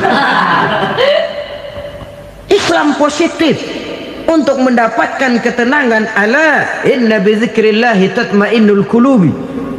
Bahwa ketahuilah bahwa dengan banyak mengingat Allah, hati akan tenang, jiwa akan lapang, nuansa pikiran akan luas. Karena yang namanya bahagia ada dimanapun manusia berada. Di kampung ada bahagia, di kota ada bahagia, di ngarai, di lembah, di gunung, di hutan, di lautan, di angkasa luar, dimanapun bahagia itu ada kalau kita bermodalkan hati yang lapang ini. Dan hati akan lapang kalau kita dekat dengan agama. Dekat dengan harta buat sementara hati mungkin tenang, tapi ketenangan yang relatif dan temporer. Apalagi orang tiap kali tambah harta, tiap kali tambah rencana. Itu wajar. Mungkin sebelumnya saudara berpikir, kalau punya duit 5.000 enak nih. Begitu punya duit 5.000, aduh sayang kalau 10.000 aja. Tiap kali tambah harta, tiap kali lain rencana. Makin banyak rencana, makin menjauhkan kita dari yang namanya ketenangan. Padahal ketenangan merupakan unsur utama untuk mencapai bahagia. Dan ketenangan itu bermuara dalam hati manusia. Tengoklah kehidupan ini. Orang yang banyak harta dengan orang miskin, berbedakah rasa sakit yang mereka tanggungkan? Rasanya tidak. Walaupun si kaya tidur di kasur empuk berselimutkan sutra mahal, sementara si miskin meringkuk di balai bambu yang keras dan kasar. Apabila maut datang, dia juga tidak pernah pilih bulu. Maut datang menjemput si kaya di singgasana keemasannya, dikelilingi oleh para pengasuh, dayang dan idang serta para pengawal. Dan maut pun datang menjemput si miskin papa, sehingga ia tergelepar di tepian jalan. Kedua-duanya bernama mati. Kalau nyata bahwa sakit yang ditanggung si kaya tidak beda dengan sakit yang ditanggung si miskin, bukan harta semata yang membuat orang bahagia. Hati yang tenang, jiwa yang lapang penuh kedamaian, karena banyak berzikir dan mengingat Allah, itu merupakan modal utama untuk mencapai sesuatu yang bernama bahagia.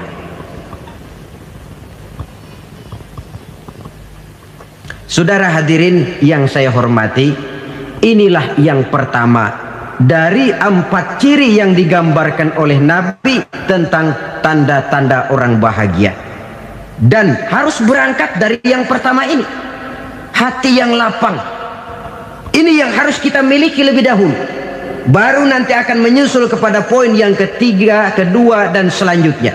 Sebab kalau hati sudah terisi dengan jiwa yang lapang, seluruh persoalan insya Allah akan bisa kita atasi dengan sebagaimana mestinya. Yang kedua sekarang, tanda orang bahagia menurut baginda Nabi, markabun syariah. Orang bahagia itu, kata beliau, punya kendaraan biar cepat asal lancar. Artinya kemana dia mau pergi mudah. Apa maksud hadis ini? Kalau kita kaji lebih dalam, kendaraan itu kan alat transportasi. Transportasi tidak lain adalah usaha memudahkan komunikasi. Pindah dari situ kepada teori bahwa manusia adalah zon political, makhluk bermasyarakat yang tidak bisa memenuhi kebutuhan hidupnya secara sendirian. Kita memerlukan keberadaan orang lain dalam kehidupan ini. Untuk memakai baju saja kita sudah perlukan petani yang tanam kapas, pabrik yang memintal kapas jadi benang, pabrik yang menenun benang jadi kain, sampai kepada mesin jahit, sampai kepada tukang jahit. Itu cuma untuk memakai pakaian saja. Tidak seorang pun di antara kita yang sanggup memenuhi kebutuhan hidupnya secara sendiri. Kita perlu orang lain. Maka kebebasan dalam arti mutlak, kebebasan tanpa batas, itu tidak mungkin ada dalam kehidupan. Karena kita mengadakan yang disebut interaksi sosial. Setiap kegiatan kita tentu melibatkan orang lain. Menurut kita barangkali kita bebas jalan di jalan raya semaunya, tapi orang lain berkendaraan pun merasa bahwa ini ada juga jalan haknya. Dan begitu selanjutnya. Oleh karena itu, maksud dari kendaraan yang cepat ini adalah khulata'uhu ma'as solihin. Lingkungan pergaulannya terdiri dari orang-orang soleh. Pergaulannya luas. Kemana dia pergi ada temannya. Kesulitannya ada tempat dia cerita. Dan kesulitan kalau sudah diceritakan kepada orang lain, taruh kata orang itu tidak bisa menolong, namun menceritakannya kepada orang yang kita percayai, kan paling kurang sudah mengurangi beban jiwa, mengurangi tanggungan batin, merasa masih ada tempat kita cerita. Maka lebih baik orang awam yang mau bergaul ketimbang orang setengah alim tapi ngunci pintu. Sebab nantinya akan timbul sikap picik, cupik pandangan, dan tidak luas menghadapi kenyataan dalam kehidupan ini. Namun yang harus kita garis bawahi, pergaulan memang mesti luas. Namun jangan sekali-kali lupa bahwa pergaulan sangat besar pengaruhnya dalam ikut membentuk kepribadian manusia. Sehari-hari bisa kita bilang, kalau kita dekat sama tukang minyak wangi, sekalipun nggak dibagi minyaknya, baunya tentu dapat. Betul? Tapi dekat sama tukang elas, walaupun nggak kena apinya, asapnya mesti kena. Kalau Syauqi mengatakan lebih jelas lagi, man asyaral asrafa asa musyarrafan wa muasyiral anzali ghairu musyarrafin. Awalam taral jildal hakira muqabbalan bisagri lamma sara jildal mushaf. Siapa yang bergaul dengan orang mulia, dia bakal ikut menjadi mulia. Tapi siapa yang berteman dengan orang hina, dia tidak bakal ikut menjadi mulia. Tidakkah kau lihat, kata Syauqi, kulit kambing yang hina pun dicium orang ketika menjadi kantong Quran. Kulit kambing hina, kalau dia sendirian gak ada yang mau cium. Tapi begitu dia bergaul dengan Quran, menjadi kantong Quran, dipakein minyak wangi, ditaruh di tempat yang tinggi, mau diambil dicium dulu, dibawa dengan penuh hormat dan hati-hati. Kulit kambing yang hina lantaran berteman dengan Quran, numpang mujur. Tapi coba lihat kalau kulit kambing berteman dengan kayu, jadi beduk, habis. Zohor dikemplang, asar dipukul. Itu pun sedikit saja, cuma salah milih teman. Yang temannya Quran dihormati orang, yang temannya kayu lantaran jadi beduk, gelap-gelap subuh orang udah kemplangnya.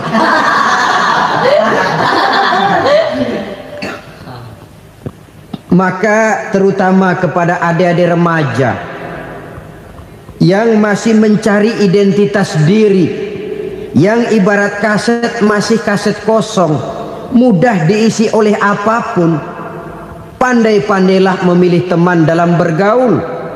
Karena banyak orang yang tadinya baik-baik, ketika terseret dalam pergaulan dengan orang yang tidak baik, kebaikannya menjadi lentur dan luntur. Tapi berapa banyak bajingan-bajingan tengik, orang-orang yang berlumur noda dan dosa, tiap hari melakukan maksiat, namun bergaul dengan orang yang baik-baik, pada akhirnya sedikit demi sedikit beringsut dan berangsur dia terbiasa mengikuti kebaikan-kebaikan. Saya tekankan ini kepada remaja karena mereka masih mencari identitas diri. Apa yang mereka lihat mereka mau, apa yang mereka dengar mereka ingin tahu. Coba lihat kehidupan remaja. Pulang nonton film Rambo, pengen jadi Rambo, gagah, maunya belekai melulu. Pulang nonton film Superman, pengen bisa terbang. Pulang nonton India, nyanyi melulu.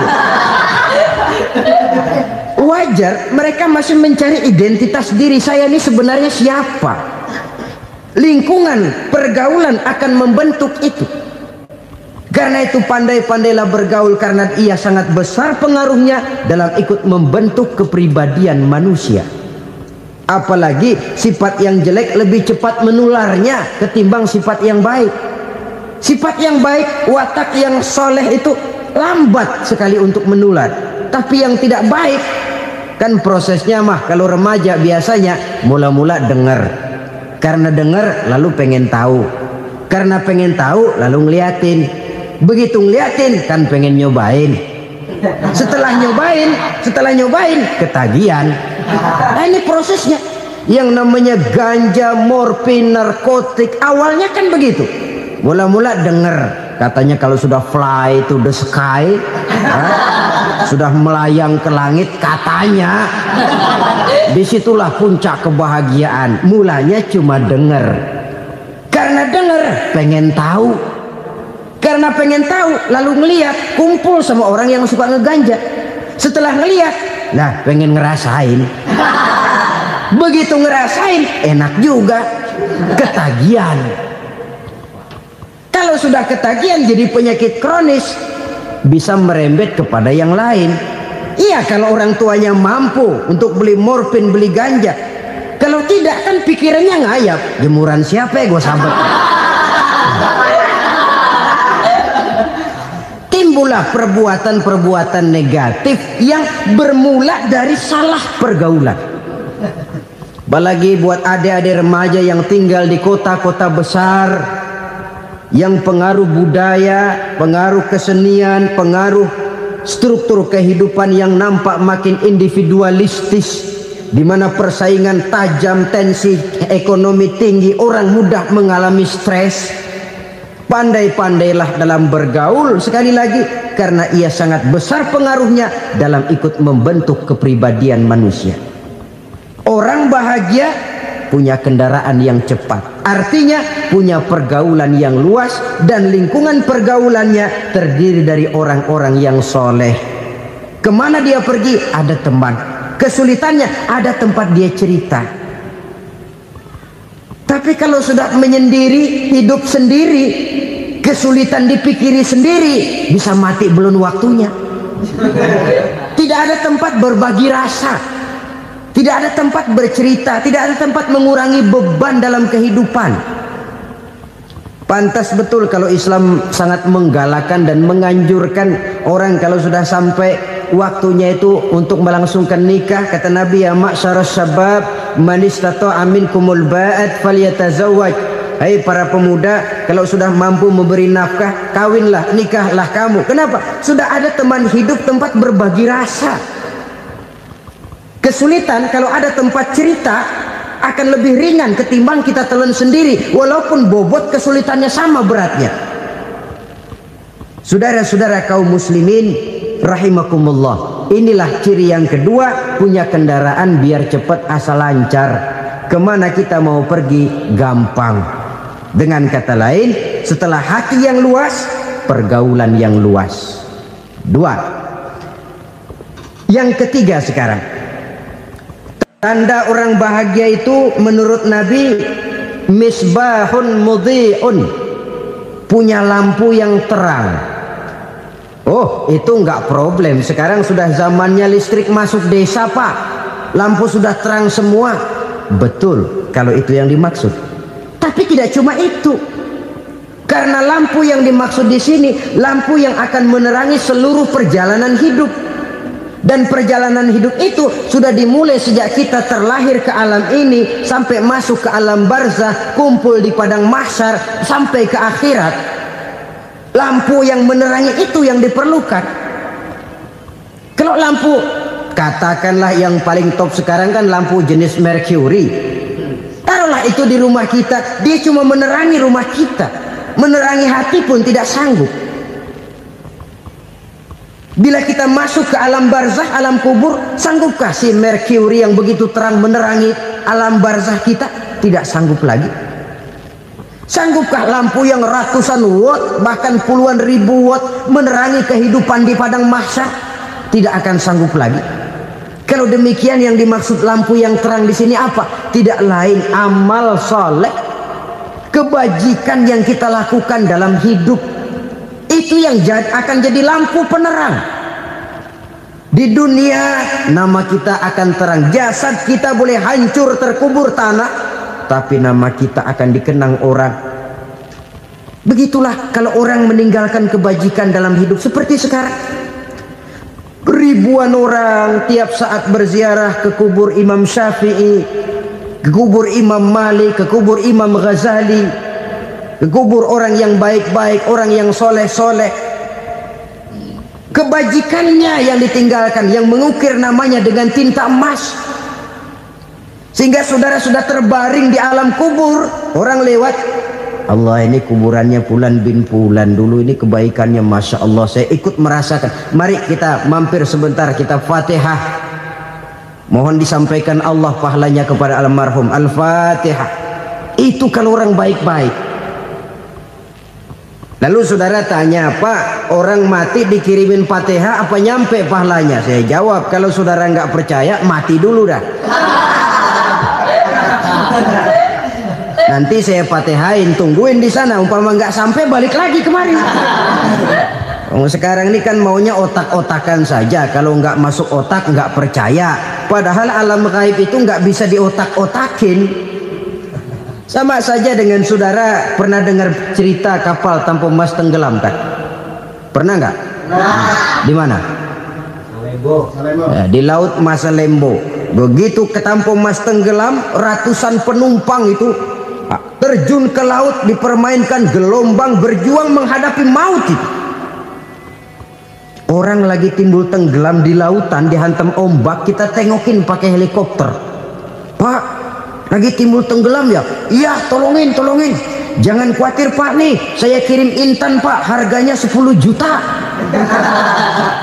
Kira-kira orang yang timbul tenggelam di laut seneng nggak? Ya. Kan mahal toh intan 10 juta. Kenapa dia nggak senang? Karena intan 10 juta dalam kondisi seperti itu tidak sanggup menyelamatkan dia. Dia akan girang kalau dikirimin ban mobil bekas, dikirimin papan terentang atau bambu. Intan yang 10 juta dia nggak girang. Ban mobil bekas yang 1000 perak, tuh pegang, itu yang dia girang betul. Inilah sebabnya Nabi berkata, mal mayyitu fi qabrihi illa kal ghariqil mutaghawwis. Orang yang meninggal di alam kuburnya seperti orang timbul tenggelam di lautan. Yantaziru da'watan min ahli, menunggu doa dari keluarganya yang masih hidup. Duh, bapak saya sudah meninggal, saya sayang benar sama dia.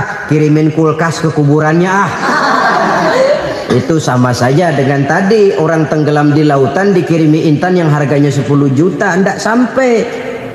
Begitulah kalau kebajikan yang kita tinggalkan dalam hidup, sudah mati pun kubur kita masih diziarahi orang. Tapi kalau jahat yang kita tinggalkan, boro-boro lah orang mau doa lewat dekat kuburan kita juga serem.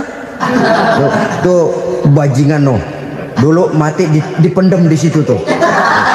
Jangan lewat situ, ntar kesurupan, jangan. Lewat saja orang ngeri. Konon lagi membacakan Fatihah dan mengirimkan doa. Hidup pada hakikatnya adalah kesempatan untuk berbuat baik. Maka sekali kesempatan itu diberikan, manfaatkan dengan sebaiknya. Sebab kesempatan kedua tidak akan pernah ada. Kesempatan berbuat baik di sini, di akhirat sudah pembalasan namanya. Sekali kesempatan itu dicabut, dia tidak akan pernah dikembalikan lagi. Kata Iqbal, hidup tidak mundur ke belakang, Bung. Berhenti diinjak orang, mundur hancur. Tidak ada kata mundur dalam hidup ini. Berhenti diinjak orang, mundur kecebur. Tidak ada kata lain, harus maju dalam kehidupan dalam artian yang positif. Hidup adalah kesempatan untuk mengumpulkan kebajikan yang sebanyak-banyaknya. Di situ nilai daripada manusia. Sekarang ini memang nggak kelihatan kok, orang yang banyak pahala sama yang banyak dosa nggak kelihatan kok. Barangkali kalau habis bikin dosa palanya pada benjol, mungkin orang takut sama dosa. Tapi sekarang sama saja, orang yang banyak dosa dengan yang nggak banyak dosa jalan bareng dari belakang, sama, nggak kelihatan beda. Tapi ada waktunya di mana pahala memegang peranan, di mana dosa diperlihatkan. Sama saja kalau kita bawa mobil siang, lampu kan nggak begitu berfungsi. Apa lalu bilang, alah ini lampu berat-beratin, copot-copotin aja dah. Tidak perlu begitu. Kenapa? Pada satu saat malam senja akan datang. Bila matahari terbenam, senja pun datang, gelap mulai merayap, disitulah baru terasa perlunya lampu. Pahala begitu. Sekarang orang yang nggak ada pahalanya, nggak kelihatan dalam kehidupan. Tapi pada satu saat senja kehidupan akan datang, ajal merenggut nyawa, malam merayap, dan hidup mulai diliputi kegelapan di alam barzah. Dikala itu kalau nggak punya lampu, alangkah malangnya kita. Sebab amal yang baik, kata Nabi, di alam barzah itu akan diciptakan menjadi perempuan yang cantik menemani kita. Amal yang jahat akan menjadi orang yang paling jelek nemenin kita. Udah di tempat gelap yang nemenin jelek.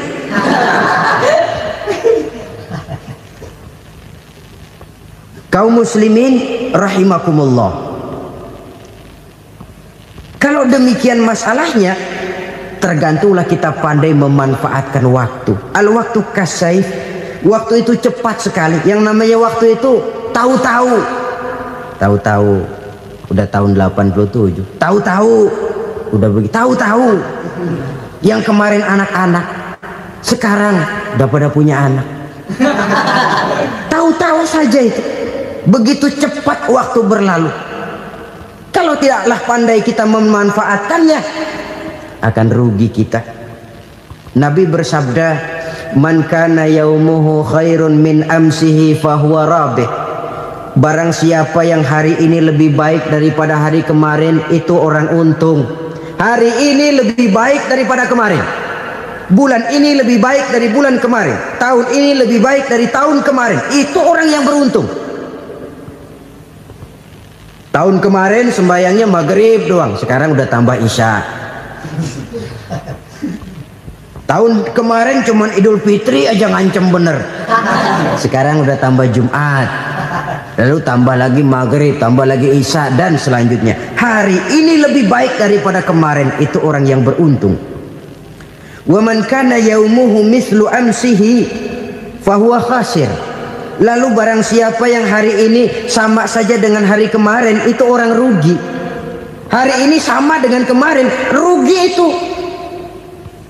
Bulan ini begitu, bulan kemarin begitu, tahun ini begitu, tahun lalu juga begitu. Rugi itu orang. Rugi apa? Rugi umur. Umur tambah, amalan nggak pernah tambah. Dan saya pikir lebih merupakan azab ketimbang nikmat kalau orang dikasih panjang umur cuma untuk numpuk dosa. Mending mana? Panjang umur banyak dosa sama pendek umur dikit dosa? Mending mana?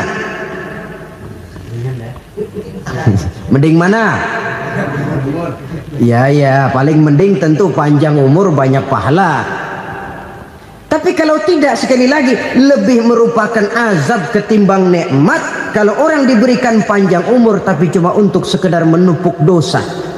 Kehilangan kesadaran bahwa dunia bukan terminal akhir dari satu perjalanan. Dia cuma halte di mana kita berhenti sebentar untuk menuju kepada terminal yang hakiki. Saudara-saudara kaum muslimin rahimakumullah. Inilah lampu yang akan menerangi kehidupan. Amal yang kita lakukan di dalam kehidupan.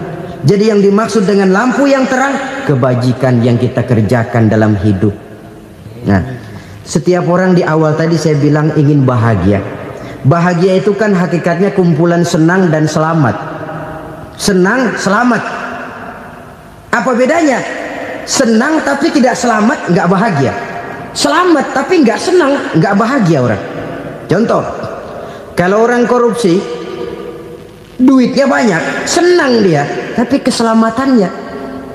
Ada tentara baris di samping rumahnya udah bingung, padahal tentara latihan. Tentara cuma latihan, dia bingung. Senang, tapi karena keselamatannya tidak terjamin, dia tidak bahagia. Sebaliknya pegawai negeri jujur benar, cuma segaji-gajinya, selamat nggak korupsi, tapi melarat, ya nggak bahagia juga, kurang senang. Kesenangan dan keselamatan untuk dunia saja, ya sekali lagi, kalau cuma sekedar untuk dunia saja, bisa dibeli pakai uang. Bisa dibeli pakai uang.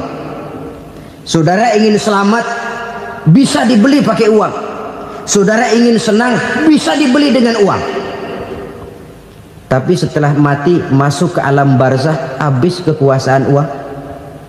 Nggak bisa lagi beli keselamatan pakai uang, tidak mungkin lagi membeli kesenangan dengan uang. Di situ pahala yang megang peranan.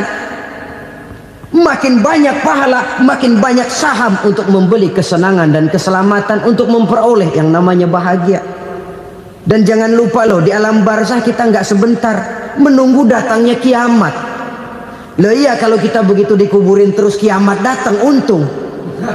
Tapi kalau masih harus 1000, 2000, puluhan ribu tahun yang akan datang dalam satu penantian yang begitu lama tanpa saham untuk memperoleh kebahagiaan, satu kemalangan yang tidak ada pernah putus-putusnya. Janganlah tergelincir oleh kebahagiaan sebentar yang menipu dengan mengorbankan kebahagiaan hakiki yang berjangka panjang. Apa artinya senyum sejenak kalau harus ditebus dengan tangis seumur hidup? Biarlah kita minum jamu, pahit memang, getir memang, tapi kan besok badan sehat. Daripada sekarang minum sirup, manis memang, enak memang, tapi bibir pada jontor besoknya. Sirawan, batuk, nggak karu-karuan. Banyak orang tertipu oleh kesenangan yang sebentar. Padahal laisa kullu ma yalma'u zahaban. Belum tentu semua yang berkilat itu emas. Belum tentu semua yang gemerlap itu intan. Karena itu marilah manfaatkan kesempatan yang diberikan Allah ini untuk mengumpulkan kebajikan yang sebanyak-banyaknya. Yang terakhir sekarang, yang keempat, tanda orang bahagia kata Nabi. Zaujatun salihah. Orang bahagia itu tanda yang keempat kata Nabi, punya istri biar cakep asal taat. Sudah surga itu sudah. Cakep taat. Istri kayak gitu, kalau belum mati jangan dikuburin dulu itu. Sudah cakep taat lagi. Tapi kadang-kadang enggak, udah jelek ngadat melulu. Apa yang mau dipilih? Sebab itu Quran mengatakan istri pakaian untuk suami, suami pakaian untuk istri. Kenapa suami istri diibaratkan pakaian? Alangkah tingginya gaya bahasa Quran ini. Suami istri teman hidup, hidup perjalanan panjang. Sejak kita dalam rahim sudah ada hidup kan di sini. Sampai ke alam dunia, masuk ke alam barzah, kumpul di padang mahsyar, sampai menuju akhirat, itu perjalanan hidup. Carilah istri atau suami teman hidup yang membawa manfaat tidak hanya kehidupan di dunia ini, sampai di alam barzah, sampai di padang mahsyar. Suaminya mungkin meninggal lebih dulu, atau istrinya mungkin meninggal lebih dulu, tapi suami atau istri yang masih hidup berbuat kebajikan. Suami saya meninggal, ada hartanya, saya sedekahkan, niat pahala untuk almarhum suami saya. Ini teman hidup. Tidak dibatasi dan tidak bisa dipisahkan oleh maut sekalipun. Zohirnya mungkin pisah, badannya mungkin pisah, tapi hatinya, jiwanya, kebersamaannya dalam menghadapi kehidupan. Karena itu saudara-saudara, bahasa Quran indah. Suami istri diibaratkan seperti pakaian. Apa fungsi pakaian? Pertama, pakaian jadi kebanggaan. Artinya suami harus menjadi kebanggaan istri, istri harus jadi kebanggaan suami. Yang kedua, pakaian itu kan fungsinya menutup aurat. Artinya sesama suami istri harus saling menjaga kekurangan masing-masing.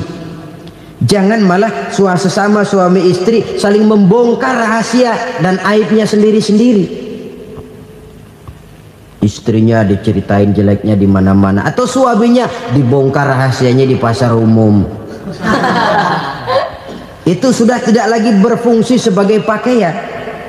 Kenapa semua ini diperlukan? Karena kita menyadari bangsa yang baik terdiri dari masyarakat yang baik.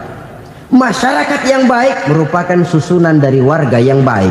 Warga yang baik adalah terdiri dari rumah tangga yang baik. Dan rumah tangga yang baik merupakan susunan dari pribadi yang baik. Dari situ langkah dimulai. Membangun satu bangsa yang baik diawali dengan membangun rumah tangga yang baik, dengan menciptakan pribadi-pribadi yang baik. Sehingga dari sini diharapkan berkembanglah nilai-nilai kebaikan. Orang akan bahagia mempunyai istri yang soleh. Kenapa? Tidak ada seorang suami bisa sukses jadi apapun dia, apapun profesinya, dokterkah, kiaikah, mubalikah, petanikah, pengusahakah, pejabat tinggikah. Tidak ada seorang suami yang bisa sukses tanpa peran serta istrinya. Walaupun memang peranan itu tidak begitu kelihatan, tapi sangat menentukan.